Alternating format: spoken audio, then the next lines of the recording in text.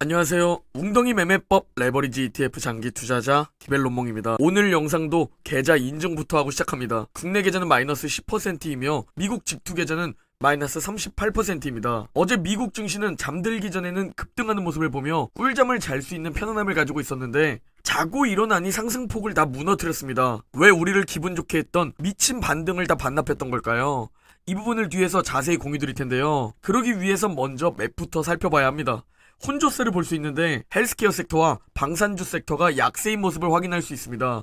왜 유독 헬스케어와 방산주 섹터가 약세를 보였냐면 방산주 섹터는 국방비를 줄여야 한다는 케빈 메카시가 이번에 하원 의장에 당선되면서 그 부분을 선반영하기 시작하며 약세를 보이고 있고, 헬스케어 섹터의 약세는 JP모건 헬스케어 컨퍼런스가 어제부터 시작되었는데요. 많은 헬스케어 기업들이 4분기 실적이 좋지 못할 것 같다고 언급하면서 그 부분을 일정 부분 반영하기 시작한 겁니다. 즉 실적과 연관이 있는 하락이다 라고 볼 수 있는 것이죠. 10년물 국채금리는 3.5대로 내려왔으며 환율이 미친듯이 하락하고 있습니다. 이제 국내 계좌만 양전하면 전 미국 직투로 넘어가면 되는데 과연 국내 계좌는 언제 양전할 수 있을까요? 현재는 마이너스 10%인데 말이죠. 그리고 환율 때문에 대체 환해지에 해야 하나, 직투를 해야 하나, 아니면 반반을 해야 하나 고민이 되시는 분들은 이 영상을 꼭 보시기 바랍니다.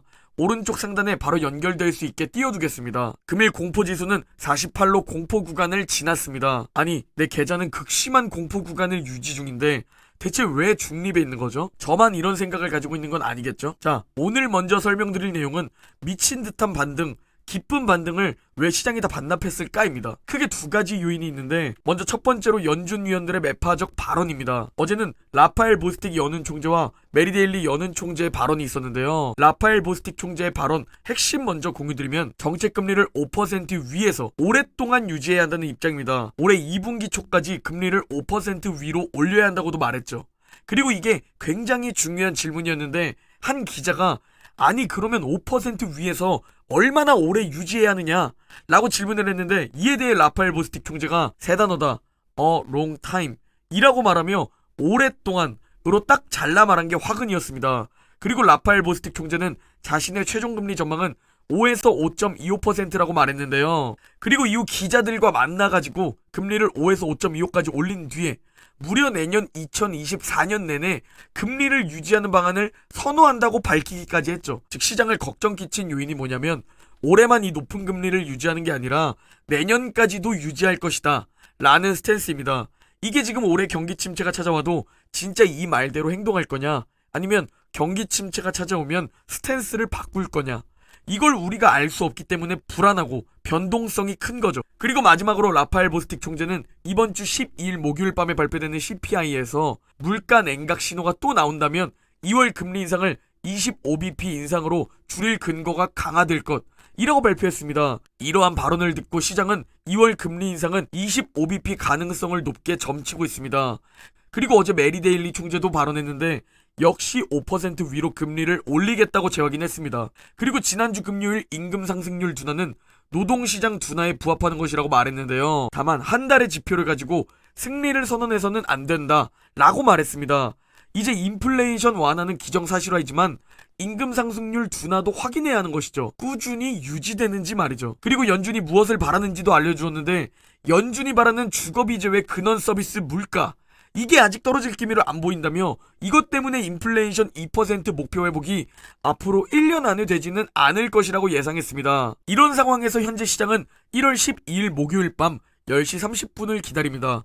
물론 오늘 밤 파월의 기자회견이 있지만 가장 중요한 것은 12일 목요일 CPI 지표일 겁니다. 왜냐면 이 지표를 가지고 정책을 정하기 때문이죠.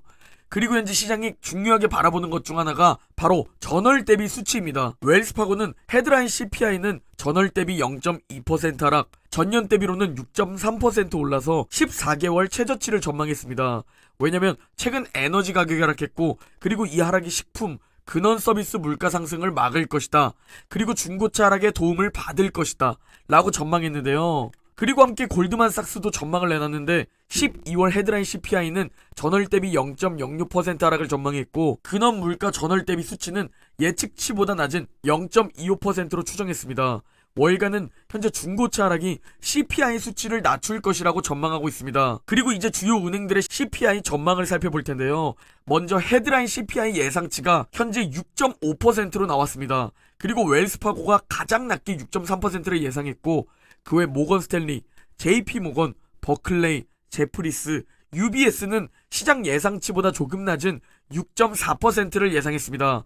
그리고 CT가 시장 예상치와 동일하게 6.5%를 전망했죠. 여러분들의 생각은 어떤가요? 이번 달도 스타벅스 기프티콘 이벤트를 진행합니다.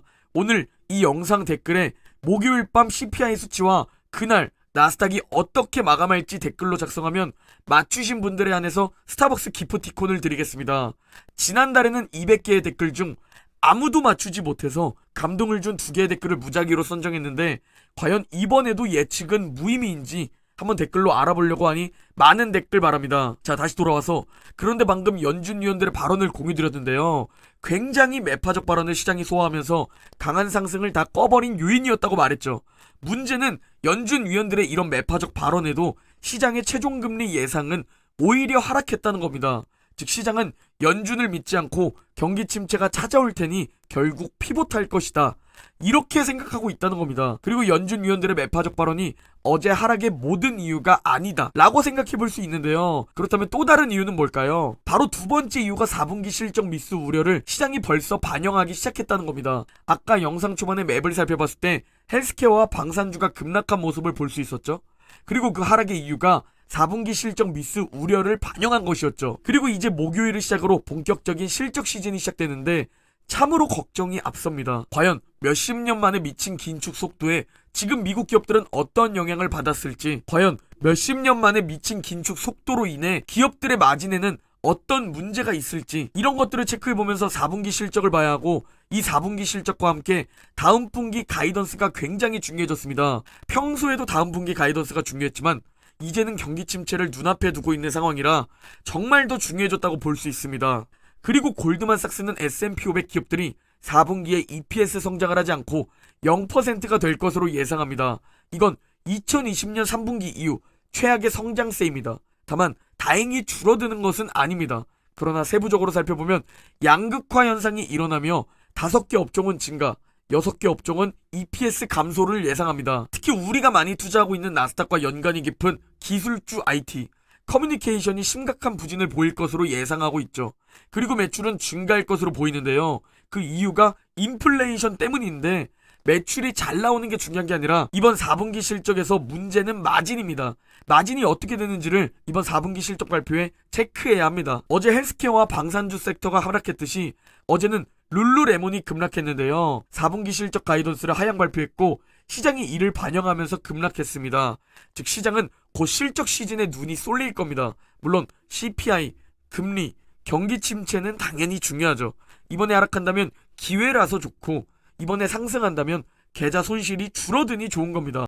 우리 장기 투자자에게는 말이죠. 여러분, 요즘 유튜브, 블로그 등 예전에는 얻지 못했던 정보를 이제는 침대에서도 볼 수 있는 정보화 시대입니다.